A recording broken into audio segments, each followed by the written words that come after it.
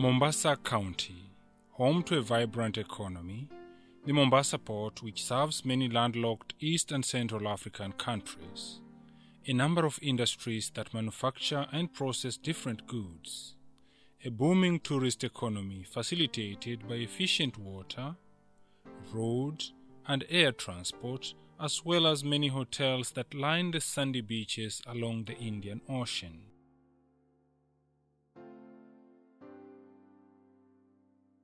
Due to its strategic position on the island, Mombasa has attracted a number of investors and holiday makers, making it a key business and holiday destination in the country. But amid all these developments is a silent problem. Domestic and industrial effluent generated as a result of the developments that are key to the success of any town freely flows into the ocean, slowly killing the marine life that supports about 1,000 fishermen around Mombasa alone.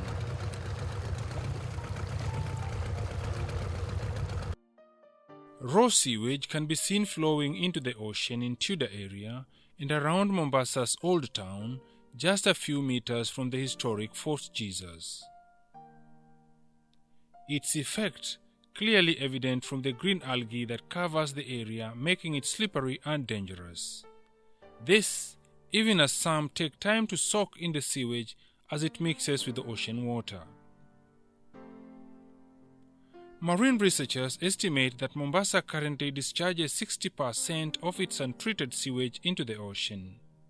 And this is worrying marine researchers like Dr. Eric Okuku, who specializes in biochemistry and ecotoxicology. The county council, the county government just need to increase the capacity to treat the sewage. Currently, it's not about 40% of sewage that is treated, and even the 40% that is treated, the treatment plants that are working at efficiency of around 45%. So county government can just increase the capacity of treatment, like having more treatment plants, and of course increasing the efficiency.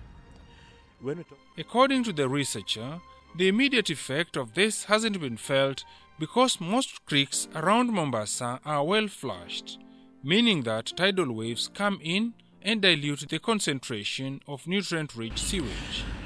We are very lucky in Kenya that most of our creeks are well flushed. That is, if you talk of Tudor Creek and Kilindini Harbour, when the tide comes in and goes, carries with it the waste.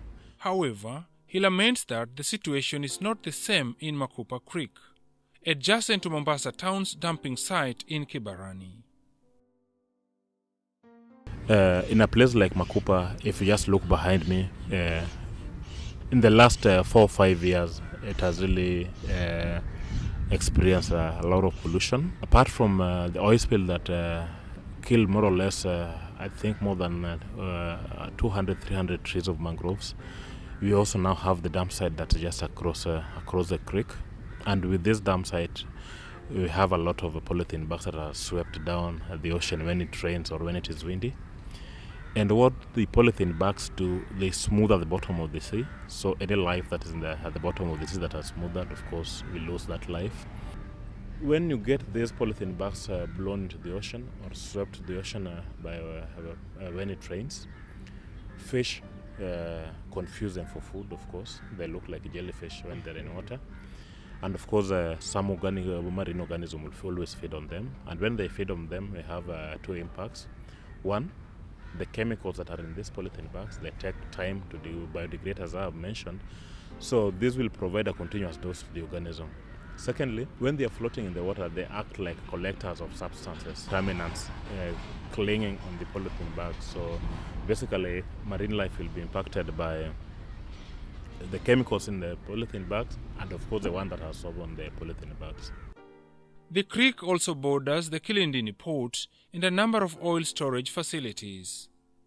Here, plastics and other pollutants from the dump site and nearby establishments are constantly swept into the ocean.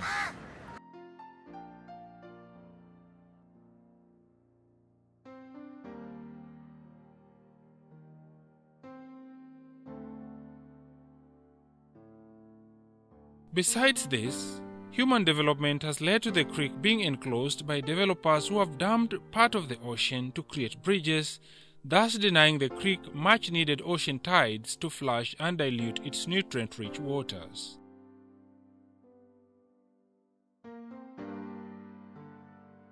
At the moment, the Makupa Creek remains a study site, but researchers warn that very soon the area will become unproductive.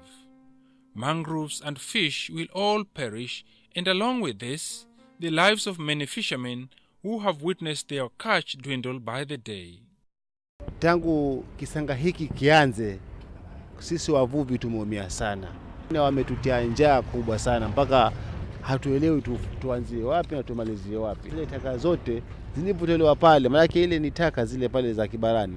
Walipoanza kufunika, wanafunika bahari, samaki wakaanza kukimbia, wakaua mayai ya samaki, kamba, kila kitu wakaua. Sasa hii bahari imebakia haina lolote. Samaki hakuna sasa hii, yani ufupe tunaumia sana tena sana. Mr. Wenani, an officer with the National Environmental Management Authority, or NEMA, a state body entitled with the management of the country's environment, says this trend being witnessed is as a result of weak legislation and lack of planning and foresight. To him, the county government needs to reorganize its environmental management plan. Due to the current various governments changing hands, now they will change those laws depending on their day-to-day leadership. Those are one of the areas that there's a very big challenge. Then the only problem is the leadership of the county and other departments, because there's a lot of confusion. When that confusion comes in, it becomes hard for the environment to be sustained. Each department wants to pull on their side, and when they are pulling on their side, the environment is getting more worse.